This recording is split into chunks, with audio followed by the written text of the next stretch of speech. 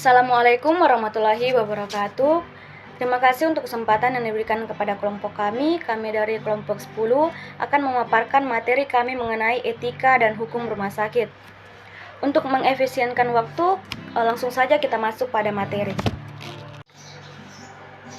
Saat ini, rumah sakit fungsinya berkembang sesuai dengan tuntutan perkembangan ilmu pengetahuan dan teknologi, antara lain sebagai pengembangan pendidikan dan penelitian, spesialistik atau subspesialistik, dan mencari keuntungan. Selanjutnya, pelayanan di rumah sakit. Pelayanan rumah sakit merupakan salah satu bentuk upaya yang diselenggarakan untuk memenuhi kebutuhan masyarakat. Rumah sakit sebagai salah satu bentuk fasilitas pelayanan kesehatan harus memberikan pelayanan yang baik dan berkualitas. Manajemen rumah sakit harus berupaya memuaskan pasiennya, dalam hal ini masyarakat dengan berbagai tingkat kebutuhannya. Untuk dapat disebut sebagai bentuk pelayanan kesehatan, baik dari jenis pelayanan kesehatan, kedokteran, maupun dari jenis pelayanan kesehatan masyarakat, harus memiliki berbagai syarat pokok. Adapun syarat pokok yang dimaksud, yang pertama itu tersedia dan berkesinambungan. Syarat yang pertama ini merupakan pelayanan kesehatan yang baik adalah pelayanan kesehatan tersebut harus tersedia di masyarakat serta bersifat berkesinambungan. Yang kedua, dapat diterima dan wajar.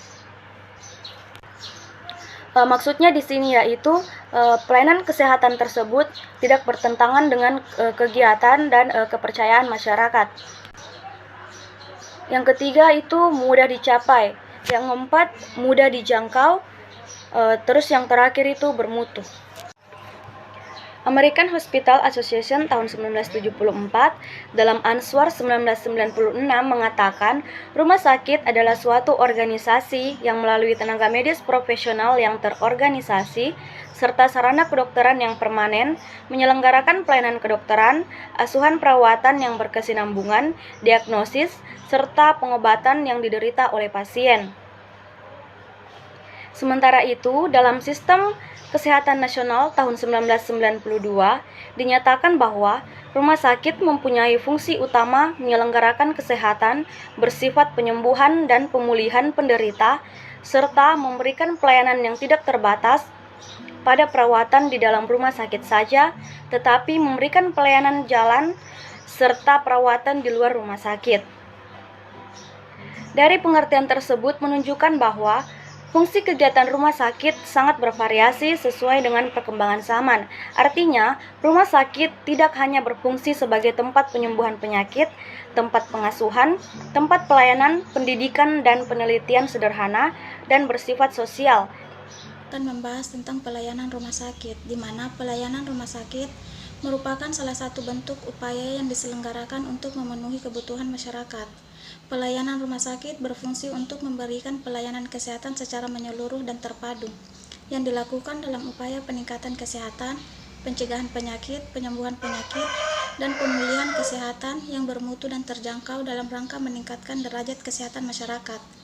Sebuah rumah sakit didirikan dan dijalankan tindakan medis atau non-medis, dan tindakan diagnosis lainnya yang dibutuhkan oleh masing-masing pasien, dalam batas-batas kemampuan teknologi dan sarana, yang dengan tujuan untuk memberikan pelayanan kesehatan dalam bentuk perawatan, pemeriksaan, pengobatan yang disediakan di rumah sakit. Pelayanan kesehatan dari jenis pelayanan kesehatan kedokteran maupun jenis pelayanan kesehatan masyarakat harus memiliki berbagai syarat pokok, di antaranya yaitu tersedia dan berkesinambungan, dapat diterima dan wajar, mudah dicapai, mudah terjangkau, dan bermutu. Etik dan hukum. Etik berasal dari kata Yunani, ethos yang berarti yang baik, yang layak. Etik merupakan norma-norma, nilai-nilai, atau pola tingkah laku kelompok profesi tertentu dalam memberikan pelayanan jasa kepada masyarakat. Hukum adalah peraturan perundang-undangan yang dibuat oleh suatu kekuasaan dalam mengatur pergaulan hidup masyarakat. Etik dan hukum memiliki tujuan yang sama, yaitu untuk mengatur tertib dan tentramnya pergaulan hidup dalam masyarakat. Persamaan etik dan hukum yang pertama sama-sama merupakan alat untuk mengatur tertibnya hidup bermasyarakat. Yang kedua, sebagai objek tingkah laku manusia. Yang ketiga, mengandung hak dan kewajiban anggota-anggota masyarakat agar tidak saling merugikan. Yang keempat, mengunggah kesadaran untuk bersikap manusiawi. Yang kelima, sumbernya adalah hasil pemikiran para pakar dan pengalaman para anggota senior. Perbedaan etik dan hukum. Yang pertama, etik berlaku untuk lingkungan profesi. Hukum berlaku untuk umum. Yang kedua, etik disusun berdasarkan kesepakatan anggota profesi. Hukum disusun oleh badan pemerintah. Yang ketiga, etik tidak seluruhnya tertulis. Hukum tercantum secara terinci dalam kitab undang-undang dan lembaran berita negara. Yang keempat, sanksi terhadap pelanggaran etik berupa tuntunan. Sanksi terhadap pelanggaran hukum berupa tuntutan. Yang kelima, pelanggaran etik diselesaikan oleh Majelis Kehormatan Etik Kedokteran atau MKEK yang dibentuk oleh Ikatan Dokter Indonesia, kalau perlu diteruskan kepada Panitia Pembinaan Etika Kedokteran yang dibentuk oleh Departemen Kesehatan. Pelanggaran hukum diselesaikan melalui pengadilan. Yang keenam, penyelesaian pelanggaran etik tidak selalu disertai bukti fisik. Penyelesaian pelanggaran hukum memerlukan bukti fisik. Saya di sini akan menjelaskan tentang etika rumah sakit. Etika rumah sakit yaitu etika terapan atau etika praktis, yaitu moralitas atau etika umum yang diterapkan pada isu-isu praktis seperti perlakuan terhadap etnik-etnik minoritas, keadilan untuk kaum perempuan, pengguna hewan untuk bahan makanan, atau penelitian pelestarian lingkungan hidup, aborsi, eutanasi, kewajiban bagi yang mampu untuk membantu yang tidak mampu, dan sebagainya. Jadi, etika rumah sakit adalah etika umum yang diterapkan pada pengoperasian rumah sakit. Etika punya arti yang berbeda-beda jika dilihat dari sudut pandang pengguna yang berbeda dari istilah itu. Bagi ahli falsafah, etika adalah ilmu atau kajian formal tentang moralitas, sedangkan moralitas adalah hal-hal yang menyangkut moral, sedangkan moral adalah sistem tentang motivasi perilaku dan perbuatan manusia yang dianggap baik buruk.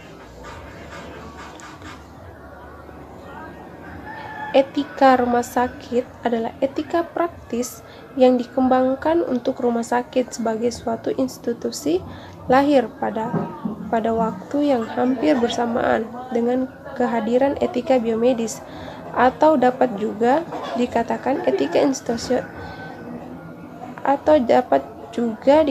etika institusional rumah sakit adalah pengembangan dari etika biomedika atau biotika. Adapun etika rumah sakit terdiri dari atas dua komponen. Yang pertama, etika administratif. Yang kedua, etika biomedis. Baik, secara umum, masalah etika rumah sakit yang perlu diatur yaitu yang pertama, rekam medis, yang kedua, keperawatan, yang ketiga, pelayanan kesehatan, yang keempat, pelayanan pasien dewasa, yang kelima, pelayanan kesehatan anak, yang keenam, pelayanan klinik medis, yang ketujuh, pelayanan intensif, yang kedelapan, pelayanan radiologi, yang kesembilan, pelayanan kamar operasi, yang ke-10, pelayanan rehabilitasi medis, yang ke-11, pelayanan gawat darurat, yang ke-12, pelayanan mediko legal, dan lain-lain. Sekian dan terima kasih. Saya akan melanjutkan materi yaitu hukum rumah sakit. Yang pertama yaitu hukum pidana. Ketentuan pidana di mana diatur dalam Undang-Undang Nomor 44 Tahun 2009 Pasal 62 sampai 63. Yang pertama yaitu setiap orang yang dengan sengaja menyelenggarakan rumah sakit tidak memiliki izin dipidana dengan pidana penjara paling lama 2 tahun dan denda paling banyak 5 miliar rupiah. Kedua, apabila tindakan pidana tersebut dilakukan korporasi, selain dipidana di penjara dan denda terhadap korporasi berupa pidana denda dengan pemberatan 3 kali dari pidana denda. Ketiga, selain pidana denda terhadap korporasi tersebut, korporasi dijauhi pidana tambahan berupa pencabutan izin usaha atau pencabutan status badan hukum.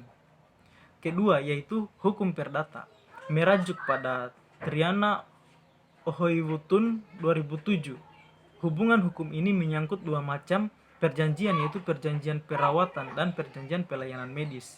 Perjanjian perawatan adalah perjanjian antara rumah sakit untuk menyediakan perawatan dengan segala fasilitasnya kepada pasien. Sedangkan perjanjian pelayanan medis adalah perjanjian antara rumah sakit dan pasien untuk memberikan tindakan medis sesuai kebutuhan pasien. Yang ketiga yaitu hukum administratif. Pertanggungjawaban rumah sakit dari aspek hukum administratif berkaitan dengan kewajiban atau persyaratan administratif yang harus dipenuhi oleh rumah sakit, khususnya untuk mempekerjakan tenaga kesehatan di rumah sakit. Jika rumah sakit tidak memenuhi kewajiban atau persyaratan administratif tersebut, maka berdasarkan pasal 46 Undang-Undang Rumah Sakit dapat dijatuhi sanksi administratif berupa teguran tertulis, tidak diperpanjang izin operasional, dan atau denda pencabutan izin. Jadi mungkin itu penjelasan materi dari saya. Sekian dan terima kasih.